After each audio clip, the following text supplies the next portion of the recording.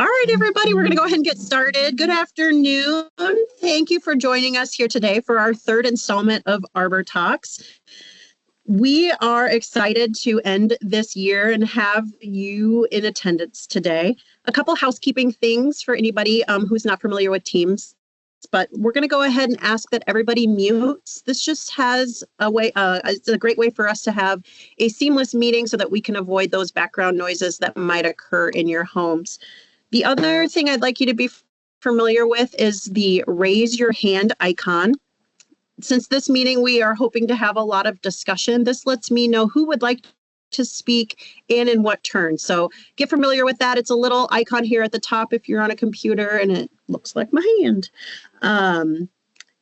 If you're also finding that your video is delayed, just go ahead and turn your camera off. That can help with your bandwidth and ensure that you're not getting any of that lagging, or maybe the voices aren't matching up. So, and if you don't know how to do that, you just hit the little camera button. And if you're also on a little bit of the shy side, there is a chat feature. So those are the things that I'd like you to get familiar with. If you put any questions in the chat, we'll be sure to go ahead and bring those up during conversation. I'm going to go ahead and introduce my team by having them give a little bit of a wave when I say their name. We have Leandra Bryan on with us today. She's our Senior Community Engagement Specialist. We also have Kristen Reed, who is our Community Engagement Specialist. And I'm so excited that they're a part of this team and they're a really great asset for the Community Engagement Department. Just make sure there's not any other staff members that have logged on. There are not.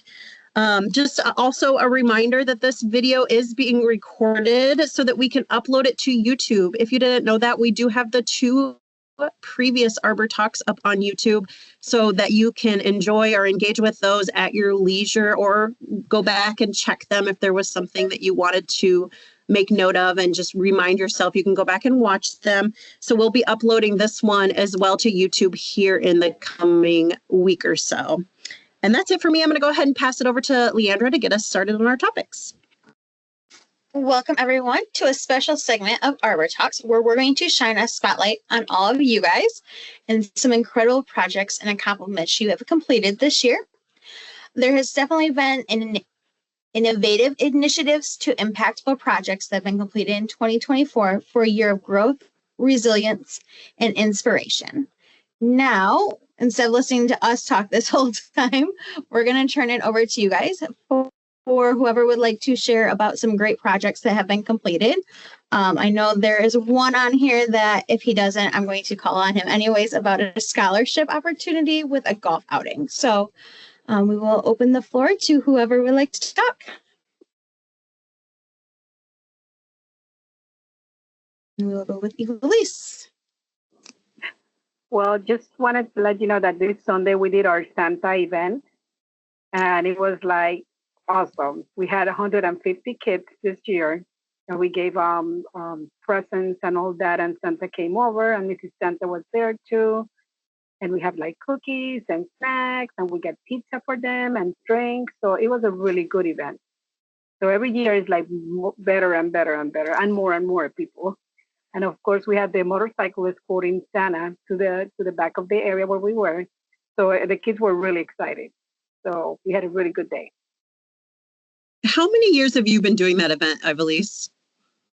I would say like 13. We were talking about that on Sunday. It's been about like 13 years, because we've been like, I think 13 or 15 doing it.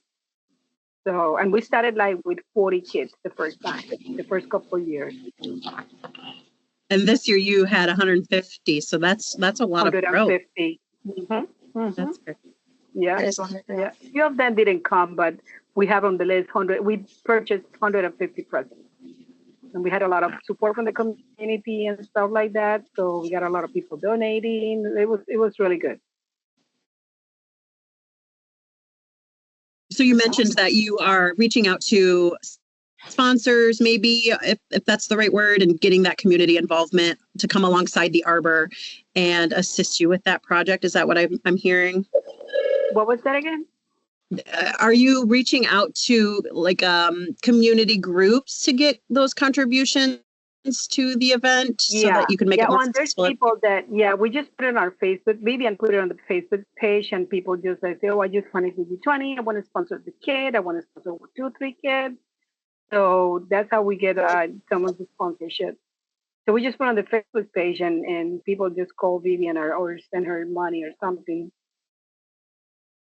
Great. So something I've at least mentioned was a Gleaner Facebook group. So if you or page, if your Arbor doesn't have that, we'd love to help you get that set up. Just reach out to us to the community engagement box, and we'll be sure to pass along the instructions on how to do that, and also any photos that are necessary to be uploaded for creating that Facebook page.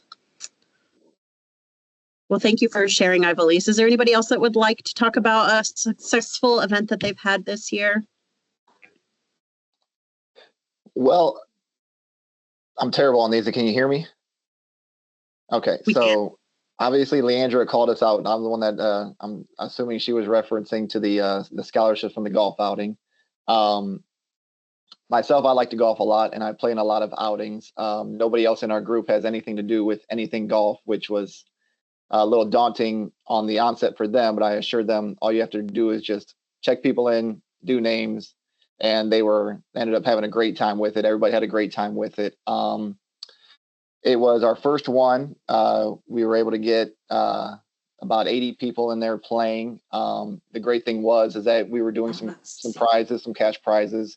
Everybody wanted to donate the money back because they knew that the money was going to go to local students, local scholarships. We've got quite a bit of, I'm located in the Dayton area. We've got quite a bit of local high schools in a very kind of small condensed area, which was great for the amount of people that we had because they represented, we asked them what school district they were in, and they pretty much represented all those school districts. So from just the limited people that we were able to get, which I do believe it'll grow in years to come, we're going to be handing out 6 different $1,000 scholarships to local students. We just finalized our kind of drafted outline of our scholarship criteria that we're going to be giving out to the guidance counselors here after the new year. Would imagine, obviously the older the older all of us get, the more college costs. So we were going to do lesser, but we decided to kind of just do 6. $1,000 should cut down on whatever cost may be involved with them. A lot of our criteria on the scholarship, we wanted to focus on volunteering along the usual lines of, what are you trying to do?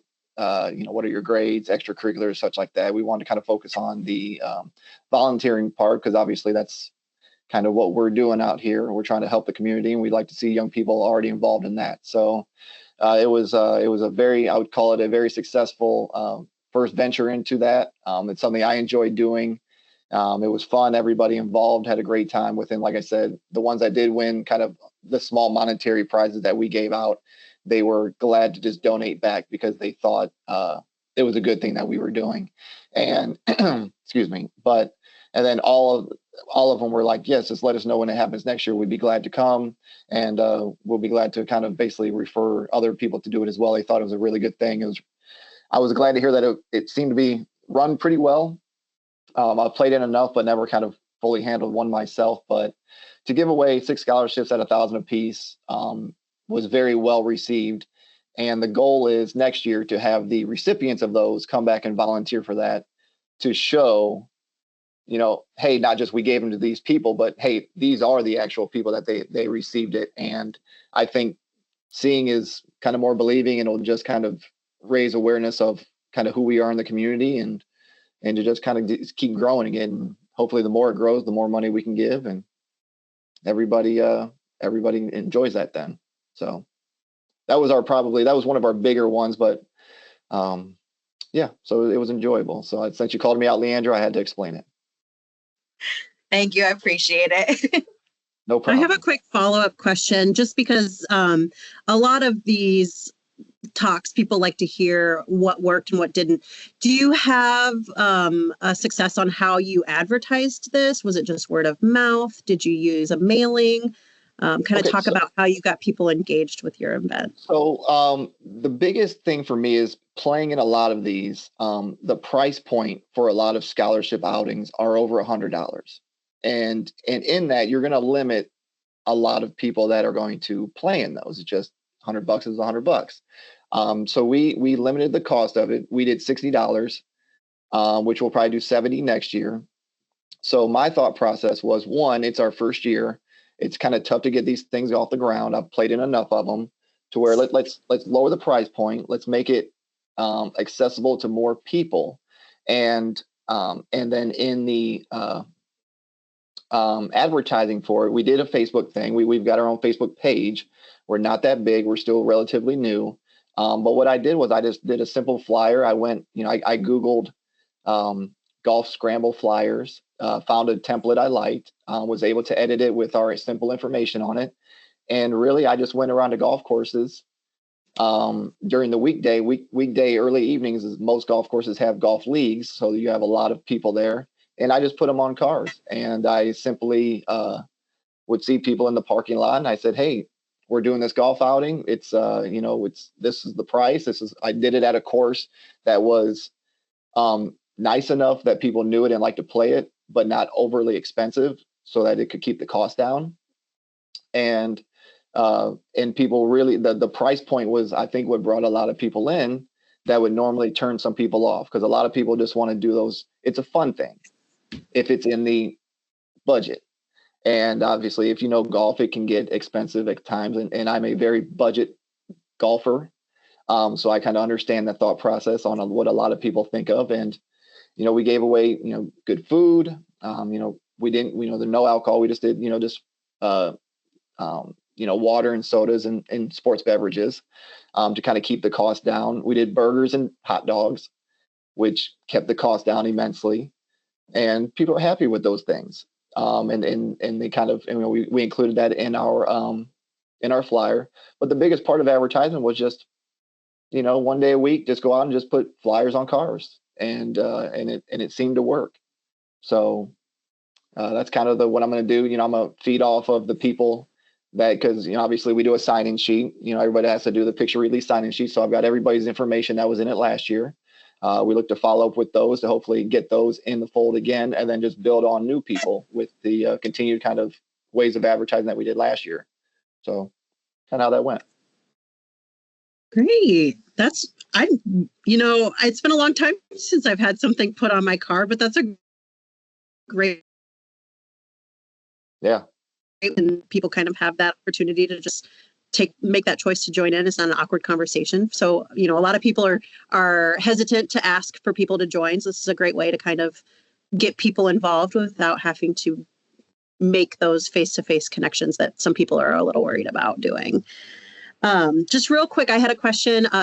So to keep that cost point down, not only did you do like the food and stuff like that, but did the Arbor subsidize some of that cost? Well, actually, the Arbor did a little bit, but Mike Stewart actually, he gave a nice donation to help towards that as well. Oh, that was very nice of him. We love Mike here. He didn't show up, but it was only because the weather was not looking good, and luckily it held off. So I let him off the hook for that. I wouldn't have driven down from Michigan either. But no, he helped. That helped out a little bit.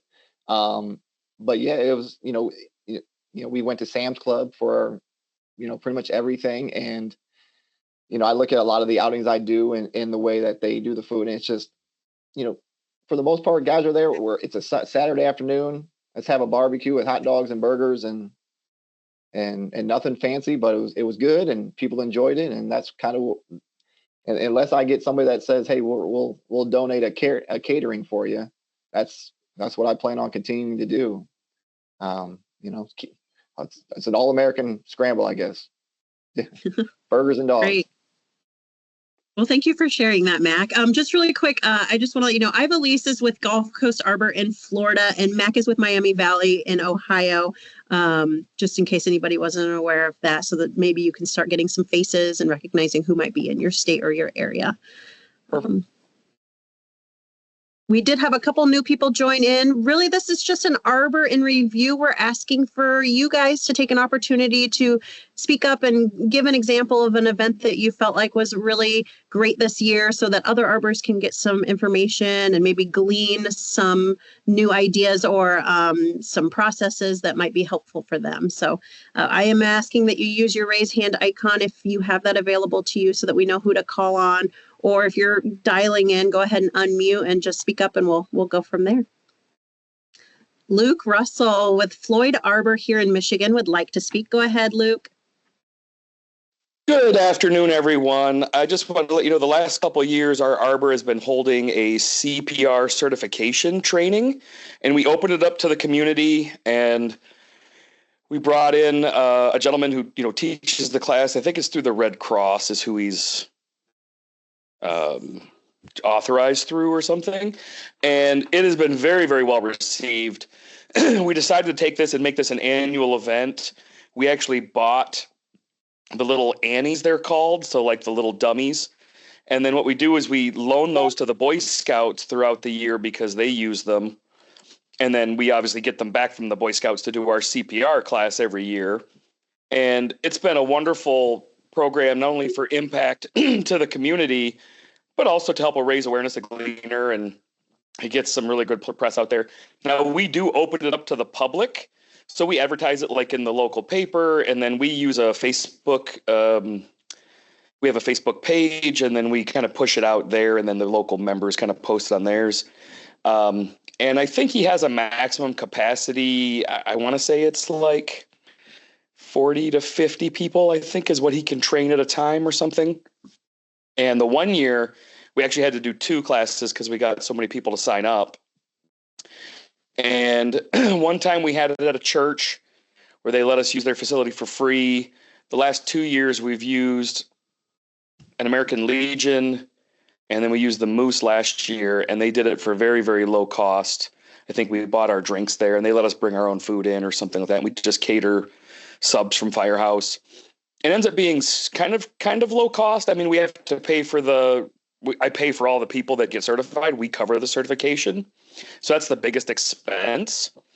But it's been a great program, and everybody from young kids who want to be like babysitters, we encourage, younger kids to come in and get trained, as well as, just adults and things like that. And now I think the certification lasts every 2 years. So now we're getting people to like hit us back up and be like, oh, are you going to do that again? Because my certification is due again. And it's just been a great program that for my Arbor, which is smaller, and we have, I want to say, we have probably a lot of members, but very few active. So it's hard for us to take on projects that require a lot of man hours or a lot of physical work to put on, just because we don't have the manpower for it.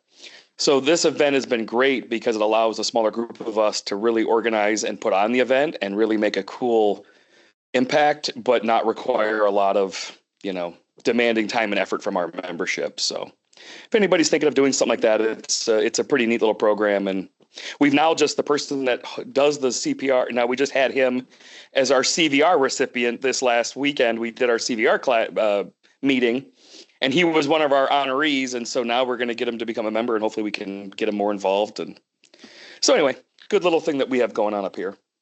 Yeah, that's great. Thanks for sharing. I have a follow-up for you. You mentioned that you can only have about 25 to 35. Are you using a registration platform to figure out who those individuals are, or how are you processing who's signing up for those? Yeah, we're using, I think it's Sign Up Genus, or it's not Jotform. I think it's Sign Up Genius is what we use. And then as people register, and then I think we just limit the number of people that can register. And then once we hit 40 or 50, whatever it is, it says the event is full, or I think Erica goes on there and says, hey, I'm sorry, the event's full. And again, if we have enough, we do 2 classes, but it all just depends on funds that we have available for 1, and 2, if he's available, and there's some other factors, but yeah, we do use a program to limit that, because otherwise you could have 1,000 people show up, or the other thing is we don't want to have 2 people show up either. So you kind of want to know that you're going to have people. But we had one of our members bring her whole church choir group one year and get certified. It was like an event for them, and they brought their whole choir. So it's been fun. We've had a fun couple of years of it. Well, great. For those who don't know, he mentioned Sign Up Genius, but we here in our office, we do use JotForm, and JotForm is free as well as I believe Sign Up Genius is too. But it is a great way to have a basic registration for any of your events that you might need to capture that data moving forward and to kind of set those parameters. So JotForm is one. Sign Up Genius. I think there's SurveyMonkey. I think we switched. Oh yeah, SurveyMonkey. We've used that before too, but I think JotForm is the best one. I think we did switch to that. I think the other ones, they wanted a fee for certain things that made it not as enjoyable to use. So I think we did switch over to JotForm now. Yeah, JotForm has some really good basic free amenities, I guess, but it does become a paying platform if you need it to do some more advanced things. So if we're JotForm pros here, so anybody needs any help with that, we'd love to assist with it. The other thing is I'd like to just say, I love that you're focusing on or trying to focus on those babysitting jobs, because as a former babysitter way back in the day, I did not have that training, and how I would have been scarred if something would have happened like that during my babysitting time, and having that education would have been a lot helpful, would have been more helpful for me and being more comfortable in that setting. So I loved that little. I definitely think the kids feel more confident.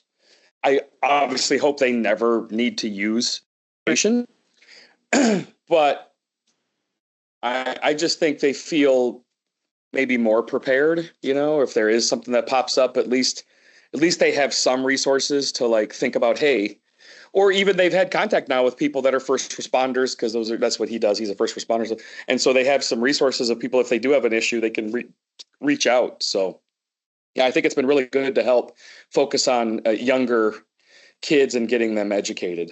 We've been partnering a lot with the Scouts also, because they obviously push that type of agenda also. And it's been a really good symbiotic relationship.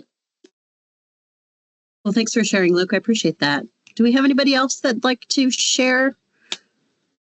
Oh, we've got Michael Drayton first and then David Travenkraut. So go ahead, Michael.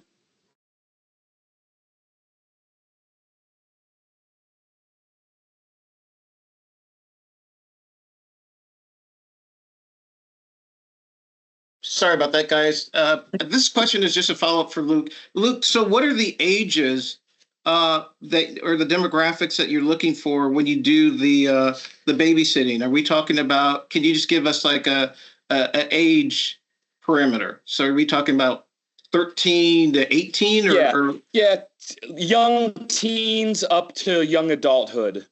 We're not doing anybody like 8, 9 years old, although I think there are a couple of those kids running around because they're children of members or something. But we've really been focusing more on like the 13, 14, 15-year-old kids, those girls that, not driving yet. They don't have their driver's license, but yet they're working, doing babysitting jobs for friends, neighbors.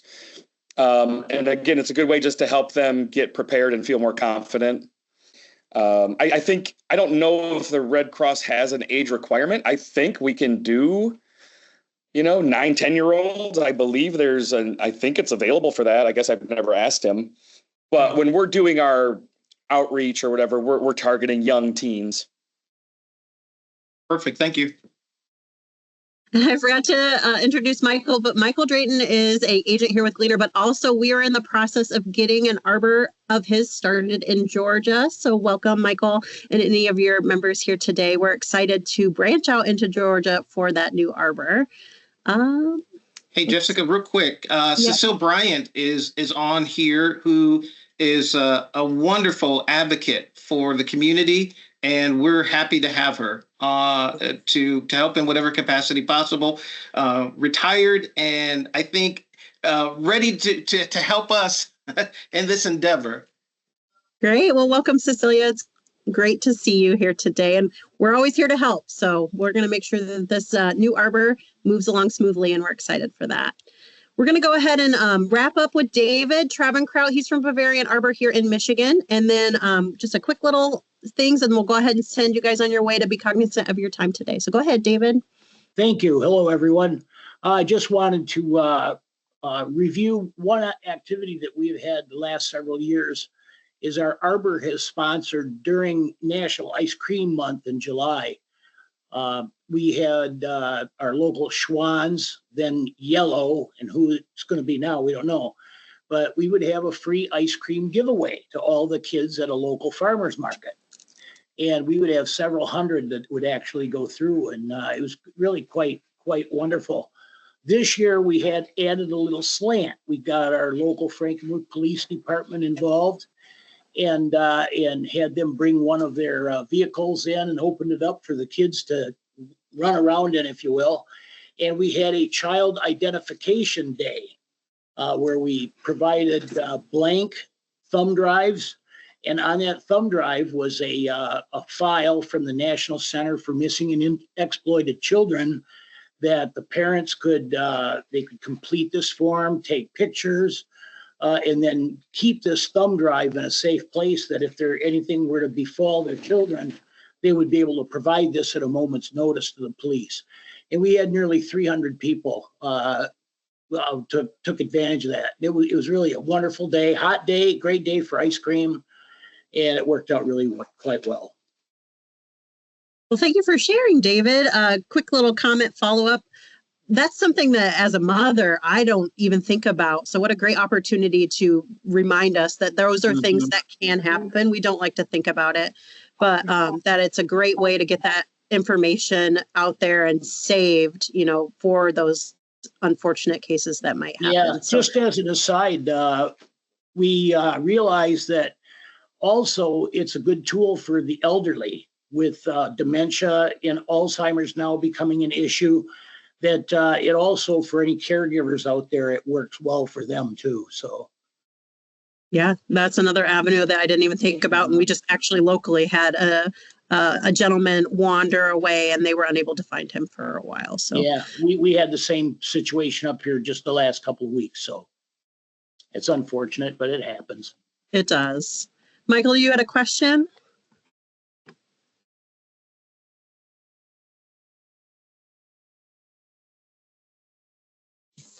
Yeah. So, David, tell us a little bit. Where are you located? Your Arbor. Where are you guys? And how long have you guys done the thumb drive? I think that's really a unique idea. Yeah. This year, Michael, was we're located in Frankenmuth, by the way, hence the name Bavarian Arbor. Anyway, we've done the ice cream day for probably, I believe, 5 years now. I don't know if it will happen this year in 2025 because Schwann's and Yellow has just recently gone bankrupt and they no longer exist. They had, really wonderful treats, and we would partner with the local dairy association and they would help us and underwrite some of the costs for that as well. So it turned out really well. The thumb drives, this was our first year to do that.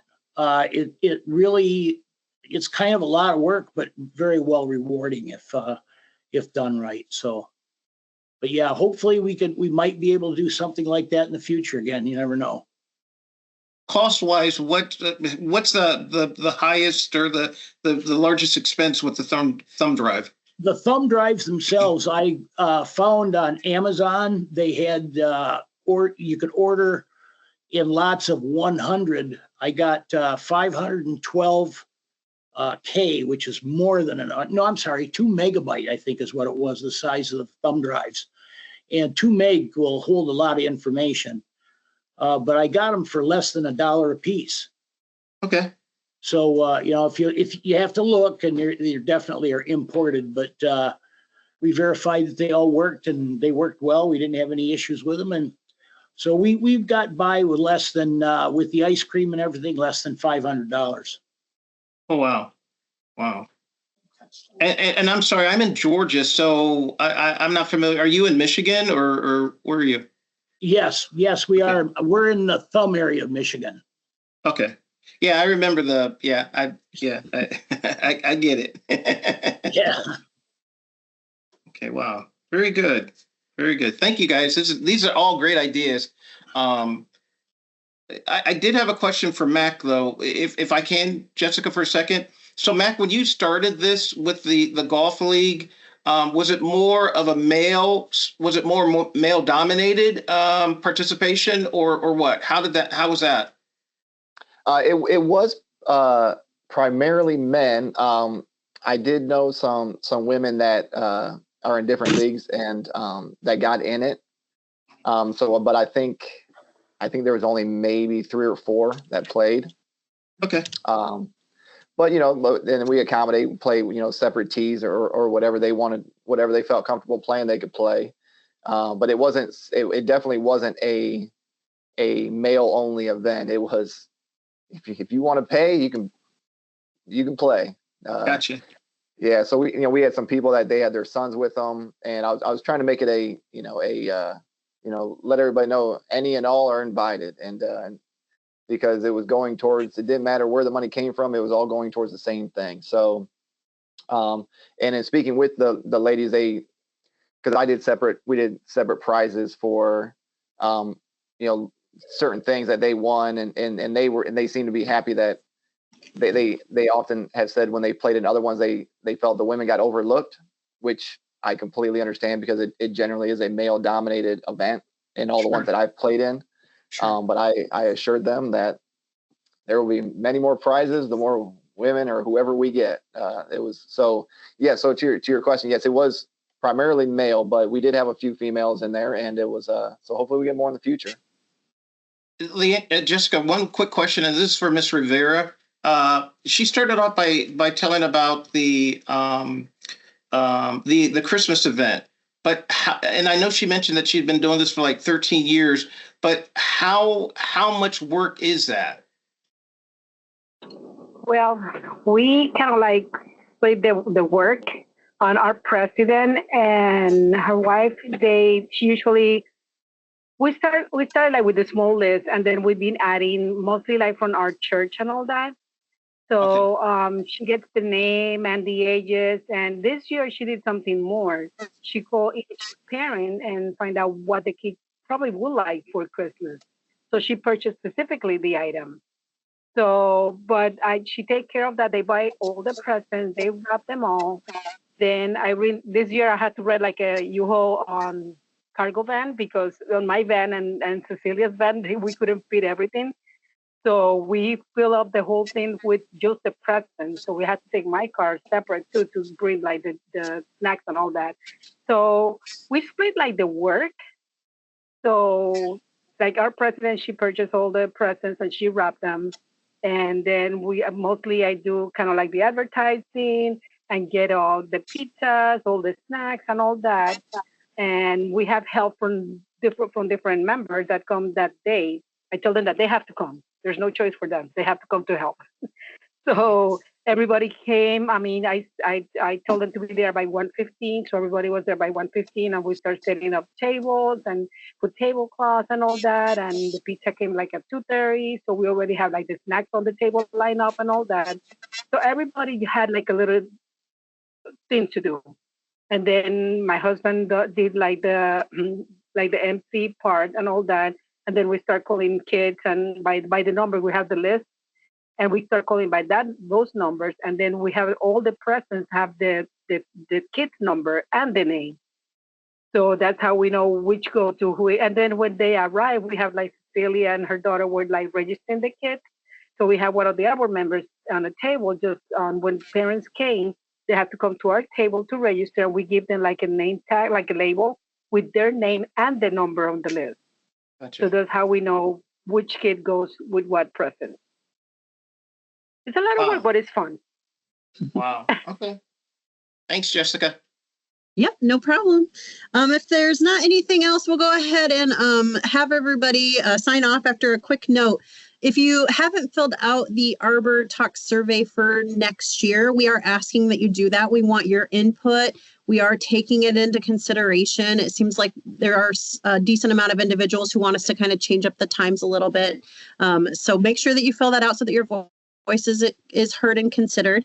The other thing is, I think that's it. Is there any other questions before we sign off for today? Hope everyone has a great holiday. Oh, go ahead, David. Just one very quick question. I understand that Arbor calendars are not going to be available this year. Is that true? We're going to talk about that today, so you hold tight. Okay, thank you. Because we had our December meeting last night. We had people question where are the calendars, and I didn't have an answer. So yeah, no problem. We're going to talk about that today as a team. Actually, it's on our agenda, and we'll hopefully have an answer for you moving forward. Thank you very much, Jessica. No problem. All right, everybody, have a wonderful holiday season and a happy new year. Many blessings to all of you. And if you have any questions, just make sure you give us a call. Send us an email at communityengagement@gleanerlife.org. And that's it. So take care. Merry Christmas, everyone. Merry Christmas. Merry Happy Christmas. holidays.